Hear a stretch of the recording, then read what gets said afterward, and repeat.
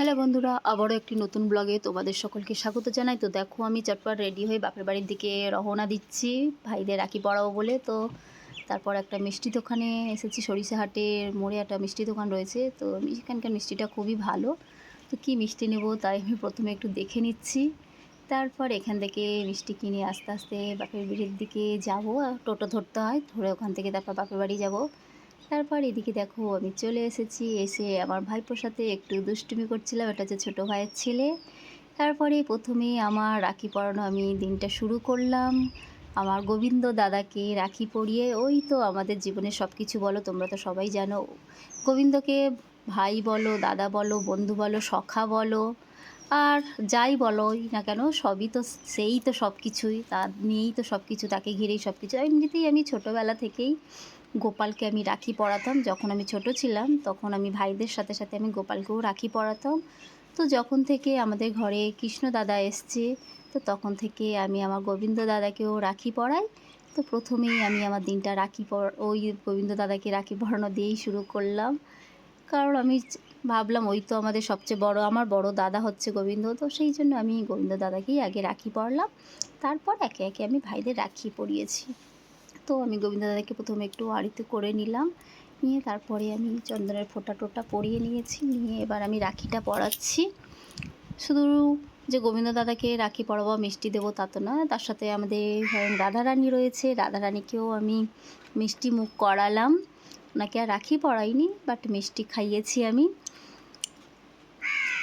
আর এদিকে আমার ভাইপোও রয়েছে, একটু ঘন্টা বাজাচ্ছে, দুষ্টুমি করছে, সেগুলো সব কিছু আর তোমাদের সাথে দেখালাম না, শেয়ার করলাম না। গোবিন্দ দাদাকে আমি মিষ্টি খাইয়ে নিয়ে এলাম, মিষ্টি মুখ করে ওনার হাতে ধরিয়ে দিলাম। বললাম তুমি এবার আস্তে আস্তে, আমি অল্প একটু মিষ্টি মুখ করিয়ে দিলাম, বাকিটা তুমি আস্তে আস্তে ধীরে ধীরে কামড়ে কামড়ে খেয়ে নাও। তারপর তুমি চিন্তা করো না, তোমার রাধারানীকেও দিচ্ছি ভাগ, এটা ভেবো না যে তোমার রাধারানীকে এখান থেকে ভাগ দিতে হবে, রাধারানীকেও আমি আলাদাভাবে দিয়ে দিলাম, চিন্তা করো না। তো রাধারানীকে কোথায় দেবো, আমি হাত খুঁজে পাচ্ছি না, মাকে জিজ্ঞেস করছি মা কোথায় দেবো, মা বললো দেখ রাধারানীর ডান হাত হচ্ছে গোবিন্দর কাঁধে রয়েছে। তো আমি কাঁধের মধ্যে দিয়ে দিলাম। তারপর এদিকে গোপালকে রাখি পরাবো বলে আমি সেই জন্য ওই দিকটা তোড়জোড় করছিলাম। রাখিটা খুলে নিলাম আগে, একটা রাখি খুলতে গিয়ে দেখলাম গিট পড়ে গেছে, সেটা খুলতে পারলাম না বলে মাকে আবার বললাম মা তুমি একটু খুলে দাও। আমি অন্যটা ততক্ষণ খুলে গোবিন্দ দাদাকে পরাচ্ছি, আর ততক্ষণ আমাদের যে ক্যামেরাম্যান ভিডিও করছিল সে আমাদের মন্দিরটা তোমাদেরকে একটু ভালো করে ঘুরিয়ে দেখিয়ে নিচ্ছে, তোমরা একটু দেখে নাও। আর তারপরে চলো এদিকে আমার ভাইদের পালা। সবচেয়ে আগে আমাদের বাড়ির একদম ছোট্ট সদস্য মানে আমার ভাইয়ের ছেলে, মা তাকে রাখে পরিয়ে নিল।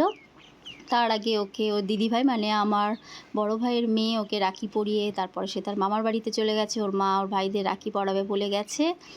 আর দেখো রাখি বাঁধার পর মিষ্টি খাওয়ার সময় এর শুধু অবস্থা কাণ্ডখানা দেখো, কোনো মিষ্টিই খাবে না, সব মিষ্টিতেই না না করছে, হাত দিয়ে দেখাচ্ছে এটা খাবো না ওটা খাবো না।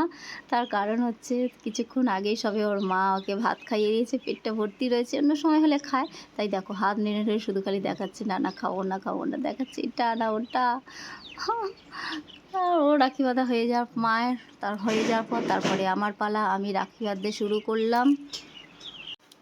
তো প্রথমে আমি আমার বড় ভাইকে তো বড় ভাইকে যখন রাখি পরাচ্ছিলাম, আরতি করছিলাম, তো দেখো আমার ভাইপো কিরকম হাঁ করে দেখছে। তো ওদিকে বড় ভাইপো রাখি বড় ভাইয়ের রাখি বাঁধবো কি, তার মধ্যেই প্রদীপটা নিভে গেছিলো, এত জোর আমার ছোটো ভাই ওর ছেলেকে নিয়ে হাসাচ্ছিল, তো প্রদীপটা ফট করে নেমে গেল আরতি করতে করতেই। তো আমি আর কিছু বলিনি, দেখো যেই ওর মাথায় দেখলো জেঠুবাবুর মাথায় আমি কী সব দিয়েছি, ধান দুবো দিয়েছি, অমনি তাকিয়ে দেখাচ্ছে জেঠুবাবু তোমার মাথায় কী এসব, ইশারা করে দেখিয়ে দিল।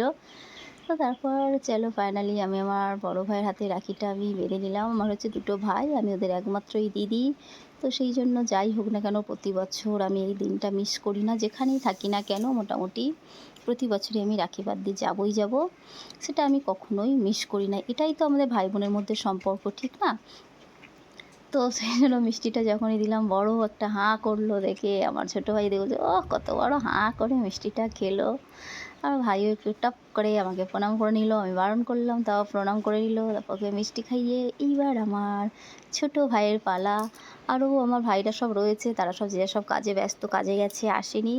পরে অন্য একটা ভাই, তাকে ফোন করলাম, সে বললো দিয়ে আমি কাজে গেছি, তুই থাক আমি পরে আসছি, এসে রাখি বাঁধবো তোর হাতে। দেখো ওর পাপার কোলে বসে আছে, পাপাকে কী করছি না করছি সব হাঁ করে সেগুলো দেখছে, টকটক করে তাকিয়ে তাকিয়ে দেখছে।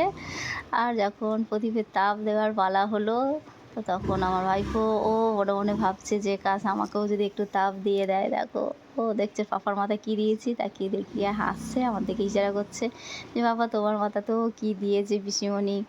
হাসিটা শুধু খালি দেখো, এত দুষ্টু কী বলবো, প্রচুর দুষ্টু। তো প্রদীপের তাপ ও বাবাকে দিয়েছি, হলো না, এবার ওরও দিতে হবে, সেই জন্য ওকেও একটু তাপ দিয়ে দিলাম। তবে একটু দেখো কী খুশি হলো। সন্ধেবেলায় যখন সবাই ঠাকুর ঘরে পুজো টুজো করে, আরতি দেয়, তো ও সেই সময় আর কি তাপ নিয়ে সবার মাথায় দিয়ে দেয়, তো সেই জন্য ও চাইছিল আমাকে কতক্ষণে দেবে। তো এখন ফাইনালি আমি আমার ছোটো ভাইয়ের হাতেও রাখিটা বেঁধে দিলাম। বছরে এই একটা দিন হচ্ছে ভাই বোনেদের একসাথে কাটানোর মুহূর্ত। এমনি সময় গেলে তো ভাই বোনেদের সাথে অবশ্যই দেখা হয়, কিন্তু এগুলো হচ্ছে স্পেশাল একটা দিন, যে দিনগুলো কখনোই মিস করা উচিত নয়। তোমাদেরকেও বলবো তোমরা কখনোই এই দিনটাকে ভুলে যেও না, মিস করো না। সবাই তোমাদের ভাই বোনেদের সাথে একসাথে থেকো। ভাইকেও মিষ্টি খাইয়ে দিলাম। তো আমার দেখো ছোটো ভাই মিষ্টি আর জল খেয়ে নিল ওর ছেলেকে, তারপর ওটার জন্য বলছে প্রণাম করবে বলে, তা আমি বললাম এখন থাক, দরকার নেই। আর বিকেলবেলা এই ভাইটা যেহেতু ছিল না, ও পরে আসতে ওকেও আমি রাখি বেঁধে নিলাম, সেটাও আমি তোমাদের সাথে শেয়ার করলাম। এটা হচ্ছে আমার একটা কাকার ছেলে,